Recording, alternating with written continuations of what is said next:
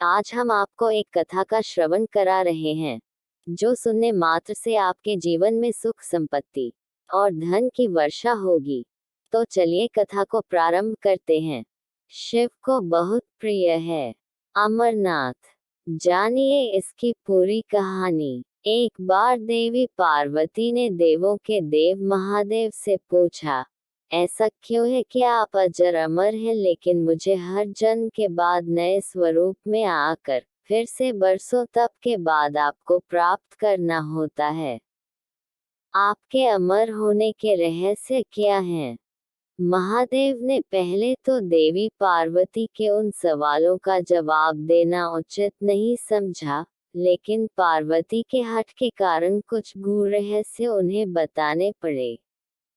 शिव महापुराण में मृत्यु से लेकर अजर अमर तक के कई प्रसंग हैं, जिनमें एक साधना से जुड़ी अमृतकथा बड़ी रोचक है, जिसे भक्तजन अमृतत्व की कथा के रूप में जानते हैं।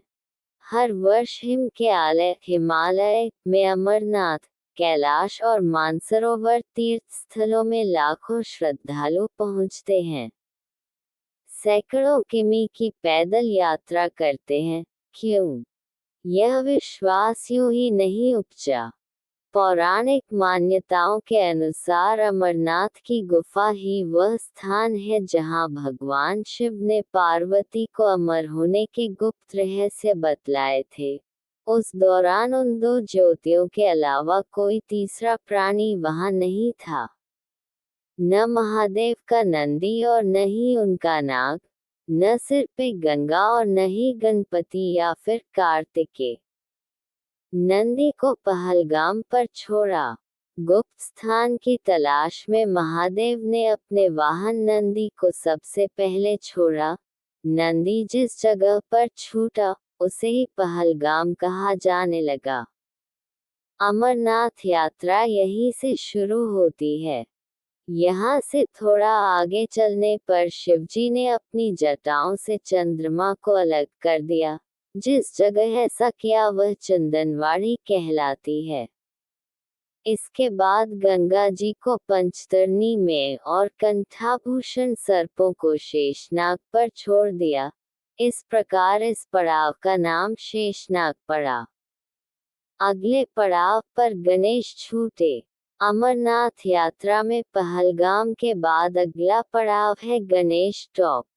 मान्यता है कि शिव ने एकांत की तलाश में इसी स्थान पर अपने पुत्र गणेश को छोड़ा था। इस जगह को महागुना का पर्वत भी कहते हैं। इससे आगे महादेव ने पिस्सू नामक कीड़े को भी त्यागा था। जहाँ पिस्सू को त्यागा था उस जगह को पिस्सू घाटी कहा जाता है। यहाँ से शुरू होती है शिव पार्वती की कथा। इस प्रकार महादेव ने अपने पीछे जीवनदायिनी पांचों तत्वों को स्वन्य से अलग किया। इसके पश्चात पार्वती संग एक गुफा में महादेव ने प्रवेश किया। कोई तीसरा प्राणी यानी कोई व्यक्ति, पशु या पक्षी गुफा के अंदर घुसकर कथा को न सुन सके, इसलिए उन्होंने चारों ओर अग्नि प्रज्वलित कर दी।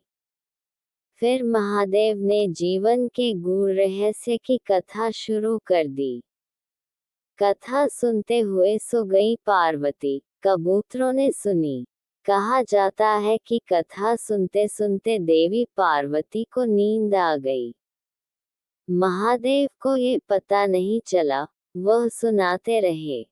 उस समय दो सफेद कबूतर कथा सुन रहे थे और बीच बीच में गूं गूं की आवाज निकाल रहे थे। महादेव को लगा कि पार्वती सुन रही हैं। दोनों कबूतर सुनते रहे। कथा समाप्त होने पर महादेव का ध्यान पार्वती पर गया तो उन्हें पता चला कि वे तो सो रही हैं। तो कथा सुन कौन रहा था? उनकी दृष्टि तब उन कबूतरों पर पड़ी तो महादेव को क्रोध आ गया। वही कबूतर का जोड़ा उनकी शरण में आ गया और बोला, भगवान, हमने आपसे अमृतकथा सुनी है। यदि आप हमें मार देंगे तो ये कथा झूठी हो जाएगी। इस पर महादेव ने उन्हें वर दिया कि तुम सदैव इस स्थान पर शिव व पार्वती के प्रतीक की तरह निवास करोगे। अंततः कबूतर का ये जोड़ा अमर हो गया और यह गुफा अमृता की साक्षी हो गई। इस तरह इस स्थान का नाम अमरनाथ पड़ा। मान्यता है कि आज भी इन दो कबूतरों के दर्शन भक्तों को होते हैं। यहाँ हर वर्ष इन्हीं दिनों निर्मित होने वाला शिवलिंग किसी आश्चर्य से कम नहीं है। इस वीडियो को बोलते समय कोई गलती हो तो मैं क्षमा चाहती हूँ। अगर आप शिव के सच्चे भक्त हैं तो चैनल को सब्सक्राइब करें और वीडियो को लाइक करके कमेंट में हर हर महादेव लिख दीजिए।